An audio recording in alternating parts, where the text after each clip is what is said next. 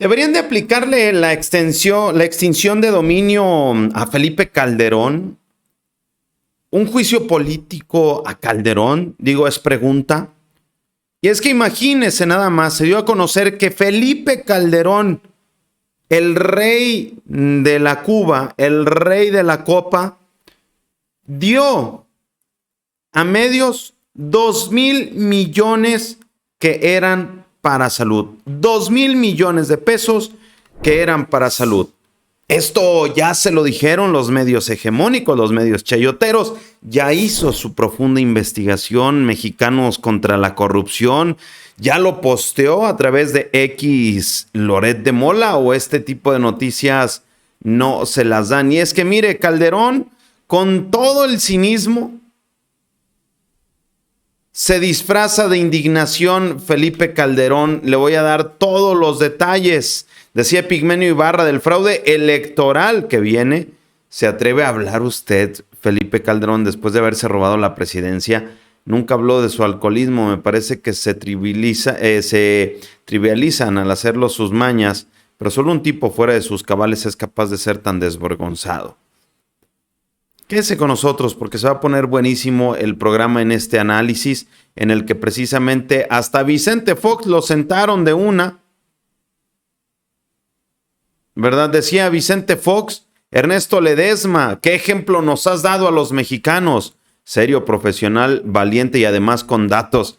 Ahorita le digo cómo le respondió Vicente Fox. Ha de andar buscando todavía a estas alturas la dentadura dental. Bienvenidos, bienvenidas. Aprovecho este momento para pedirle su gran apoyo. Regáleme su respectivo like en este video. Póngale like a este video.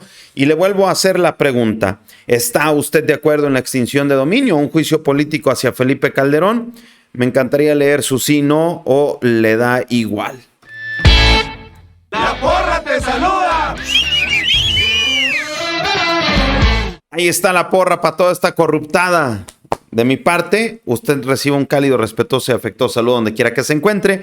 Espero esté muy bien y que su día, tarde, mañana, noche o madrugada pinte de rechupete. Muchas gracias por el apoyo a las voces independientes. Ya vi que le puso el like. Fue entre mayo y noviembre del 2010 al 2012 que Calderón desvió, fíjese nada más, 1,998 millones de pesos del presupuesto de la Secretaría de Salud. ¿Para qué cree?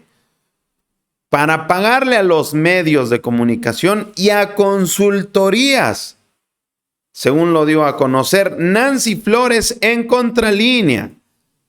Desde que comenzó el sexenio de Enrique Peña Nieto, la Secretaría de la Función Pública y Hacienda estaban investigando el sobreejercicio por estas presuntas contrataciones, estas irregulares contrataciones en salud con los medios de comunicación. En este tema sonaba la Dirección de Comunicación Social de la dependencia. Incluso por el caso, ya hay detenido, está en prisión el extitular del área, Carlos Olmos Tomasini, a quien se le imputó su presunta responsabilidad en este desfalco de al menos, se habla de 300 millones de pesos. Pero hay un expediente en manos de Contralínea que da cuenta cómo entre la decena de acuerdos de administración de fondo hay 5 en particular que están exponiendo esta relación multimillonaria entre la Secretaría de Salud y los medios de comunicación afines, obviamente, a este gobierno panista. Habla Nancy Flores, de acuerdo a los oficios de estas millonarias sumas que fueron solicitadas a Hacienda cuando la Secretaría de Salud estaba a cargo de José Ángel Córdoba Villalobos y después por Salomón Chertorivsky Woldenberg. En estos documentos se amparan gastos de campaña publicitaria justificadas como recurso para atender contingencias o, en su caso, gastos urgentes operativos. Y pese a que la asignación del billete urgente se debe regularizar con cargo a los respectivos presupuestos del solicitante mediante la expedición de una cuenta por liquidar certificada o la devolución del mismo a la Tesorería de la Federación, en esta práctica terminaban contabilizándose como sobreejercicio. Nunca regresaron nada y de esta forma la Auditoría Superior de la Federación tiene un informe en el que demuestra que en el gobierno de Calderón efectivamente no regresaban el dinero a la hacienda pública, sino que terminaba contabilizándose como adecuación al presupuesto. Esto significa que las dependencias de la administración federal gastaban más de lo que se les asignaba en el presupuesto de egresos aprobado en la Cámara de Diputados, tal como ocurrió con la Secretaría de Salud. Y es que en ese sentido, recordemos que el presupuesto pues es un tema en la actualidad de debate muy interesante, en el que pues hablan varios diputados marcelistas que podrían unirse al PRI-PAN-RD, podrían asociarse, si le podemos llamar así, para hacer la modificación a la propuesta del presidente López Obrador. Esto como un verdadero berrinche de su patrón Marcelo Ebrard. Y es que mire, regresando al tema, en el caso de Felipistos, en este trabajo periodístico de Nancy Flores, habla cómo en un primer oficio para transferir este recurso de manera extraordinaria a Salud para pagar a todos los chayoteros por publicidad, lo firmó precisamente Dionisio Arturo Pérez Jacome, entonces subsecretario de Egresos. Este documento autoriza 350 millones para la implementación de la estrategia y programa de comunicación social 2010 y poder fortalecer el objeto social del Seguro Popular. En otro acuerdo, permite administrar 635 millones de pesos firmado por Carlos Montaño Fernández, que era el sustituto de Pérez Jacome en la Subsecretaría de Egresos. Este documento habla que la Secretaría de Salud solicita el dinero público para la Comisión Nacional de Protección Social en cuestión de salud. Se habla también que 600 millones de pesos serían destinados, fíjese nada más, 600 millones de pesos nada más para la difusión del mensaje sobre programas y actividades gubernamentales para dar continuidad a la estrategia del programa de comunicación social desarrollada en ese entonces, ¿verdad? Mientras que los otros 35 millones se gastarían en estudios e investigaciones para continuar con el desarrollo del modelo para mejorar la eficiencia y poder con esto fortalecer el objeto social del Seguro Popular. En el 2012, Hacienda le autoriza a la Secretaría de Salud otros 3 oficios multimillonarios, esto en acuerdo que firmó Tremillo Medina como subsecretario de Egresos. Y ahí le va el dato.